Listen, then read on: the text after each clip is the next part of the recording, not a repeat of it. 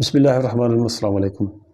تمام تعریف و صلاح کے لیے جس کے قبضہ قدرت پوری کائنات ہے، اور کروڑوں درود و سلام خاتم النبیین صلی اللہ علیہ وآلہ وسلم پر۔ حضور اقدس صلی اللہ علیہ وآلہ وسلم صحابہ کرام رضوان اللہ اجمعین کو پڑوسیوں کے حقوق کے بارے میں بہت زیادہ تاکید فرماتے تھے۔ پڑوسیوں کا خیال رکھنے کے حساب سے ان کی مدد، ہر حال میں پڑوسیوں کے ساتھ اچھا سلوک کرنے کی رسول اللہ صلی اللہ علیہ وسلم ان کو بہت فرماتے تھے صحابہ کرام کو کہ اپنے پڑوسیوں کا بہت خیال رکھنا ہے۔ تو صحابہ کرام کو اتنا خدشہ ہو گیا کہ کہیں رسول اللہ صلی اللہ علیہ وسلم ہمیں یہ نہ حکم کر دیں کہ پڑوسیوں کو اپنی جائیداد میں سے، اپنے مال میں سے بھی حصہ دو۔ ان کو اچھا ہو گیا تھا کہ جس طرح رسول اللہ صلی اللہ علیہ وسلم پڑوسیوں کے بارے میں آ رہے ہیں، کہیں یہ نہ فرما دیں کہ ان کو جائیداد میں سے بھی حصہ کرو۔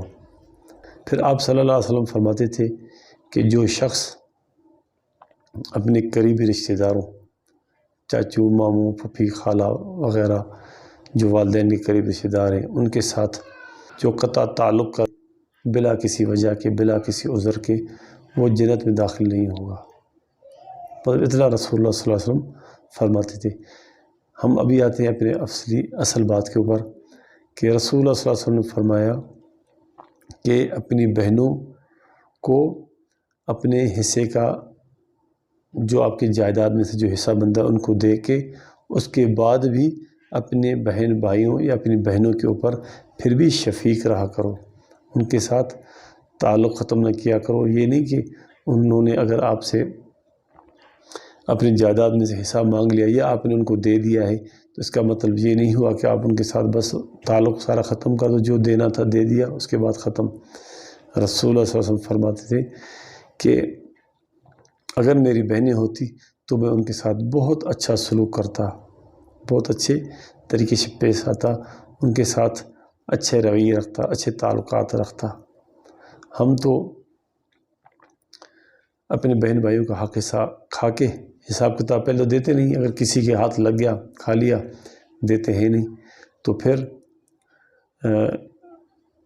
صدقہ خیرات کرتے ہیں کہ لوگ ہمیں اچھا کہیں۔ صدقہ خیرات کر لیا تاکہ لوگ ہمیں اچھا کہیں، ان کو حق نہیں دیا۔